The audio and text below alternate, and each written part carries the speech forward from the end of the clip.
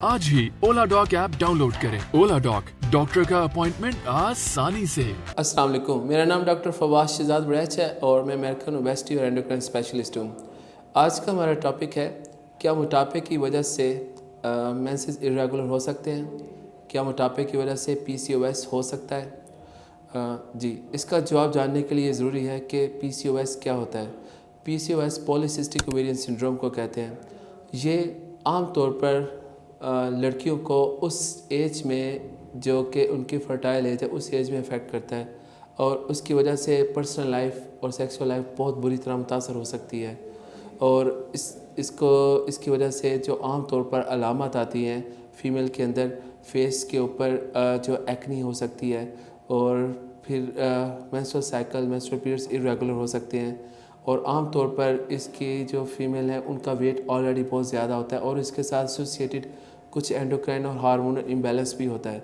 तो मैं इसकी वजह बताना चाहता हूँ कि बहुत कॉमनली PCOS की बैकग्राउंड के पीछे हार्मोनल इम्बैलेंस होता है और उस हार्मोनल इम्बैलेंस को किसी न किसी जगह पर ओबेसिटी भी फीड कर रही होती है। तो ओबेसिटी बराह रास्त अगर कॉज नहीं है तो इसके प्रोलॉन्ग करने का सबब ज़रूर होती है। तो जब भी इस प्रॉब्लम की आपको पता चले कि आपको PCOS है तो सबसे पहले आपके लिए जानना ज़रूरी है कि आपको आया कि आपका वेट क्या है। अगर आपका वेट ज़्यादा है तो आपको ये पता होना चाहिए कि ज़्यादा वेट की वजह से बॉडी के अंदर एक ऐसे हार्मोन्स फीमेल की बॉडी में पैदा होते हैं जिन हार्मोन्स को जो बॉडी के अंदर मेल जैसी खुसूसियात ला सकते हैं। थिक हेयर आ जाते हैं फेस के ऊपर और फिर एक्नी भी और आवाज़ तक भी मेल जैसी हो सकती है, भारी हो सकती है और जो नॉर्मल मेंस्ट्रुअल पीरियड है वो भी नहीं रहता। तो ये कुछ अलामत है उनमें से जो ये फ़ीमेल फेस करती हैं और इसकी वजह से अगर शादी का टाइम है और अगर शादी होने वाली या हो चुकी है, दोनों सूरतों में प्रेगनेंसी में दुश्वारी हो सकती है। तो इन अलामत को अगर आप फेस कर रही हैं तो सबसे पहले आपको एक एंडोक्रिनोलॉजिस्ट को कंसल्ट करने की ज़रूरत है।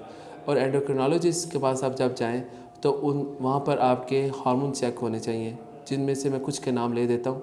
आपका प्रोलैक्टिन लेवल चेक होना चाहिए, FSH भी चेक होना चाहिए, आपका LH भी चेक होना चाहिए, थायराइड लेवल भी चेक होना चाहिए और फिर आपको शुगर का चेक होना चाहिए कि आपको HbA1c क्या है। और अगर इनमें से कोई भी चीज़ डिस्टर्ब आती है या एबनॉर्मल आती है तो उसके मुताबिक उसकी फ़र्दर ट्रीटमेंट करनी चाहिए, क्योंकि ये काबिल इलाज है। और ये जहन में रहे कि जब तक ओबेसिटी को डील नहीं करेंगे, इसका सेंटर कॉज जो है वो ओबेसिटी है। अप टू 50% ऑफ फीमेल जो ओबीस हैं वो जो PCOS की पेशेंट है उनमें ओबेसिटी 50% पाई जाती है। तो obesity is the centre piece of the PCOS। और फिर उसके बाद हार्मोनल इम्बैलेंस है। तो बाकी इसके अलावा कुछ और एस्पेक्ट्स हैं, जैसे कुछ को साथ शुगर भी हो चुकी होती है। तो मेरा ख्याल है कि आपने ये जहन में रखना है कि जब हार्मोन इम्बैलेंस हो गए तो आपकी मेटाबॉलिक पिक्चर बॉडी की वो डिस्टर्ब हो चुकी होगी। तो इसलिए इस सारी इक्वेशन को हैंडल करने के लिए ज़रूरी है कि आप अपने वेट को चेक में रखें, अपनी शुगर को, अपने ब्लड प्रेशर को चेक में रखें, ताकि आप इस दिक्कत से, इस मुश्किल से अगर आप इसमें गिरफ़्तार हैं तो इसमें से आप जो है बेहतर हो के इसमें से रिहाई पा सकें।